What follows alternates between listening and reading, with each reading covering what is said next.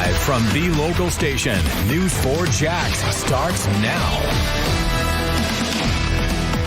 This 18-year-old woman shot to death around 1 o'clock this morning on Jacksonville's west side. According to her friends, a man who was with her was shot and wounded. Friends identify the woman as Malika Johnson. And she and an unidentified man were sitting in a car at the Wickshire Apartments on Lane Avenue when somebody opened fire, probably police say with a rifle. News 4 Jax reporter Scott Johnson joins us live outside the complex after speaking with our crime expert. Scott. Mary, this is the second time I've been in this neighborhood in the last 24 hours. Two major tragic stories here. Both victims in the shooting shot at this apartment complex. Also a woman shot days ago run over, hit in a hit and run days ago in this very neighborhood, also lived there.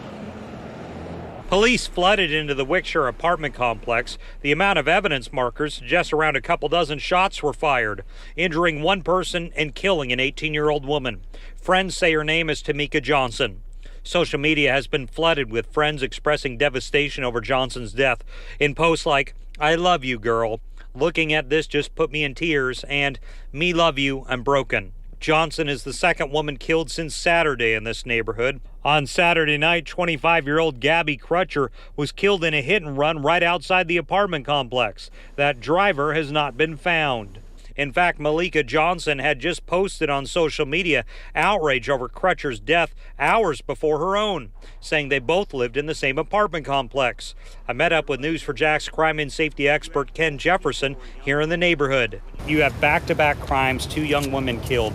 This can cause a lot of tension in neighborhoods. Is that something that can happen, particularly with no suspects? Yeah, that's immediate tension in the neighborhood. Jefferson says social media could be critical in solving both these crimes.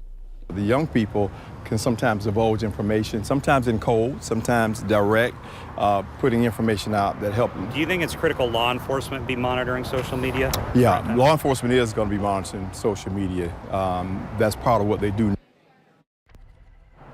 So this has been a dangerous 2020 for teenagers in Jacksonville. So far this year, 15 people by our count, 15 teenagers, have been killed in some sort of gun violence, as well as 2 shot by police.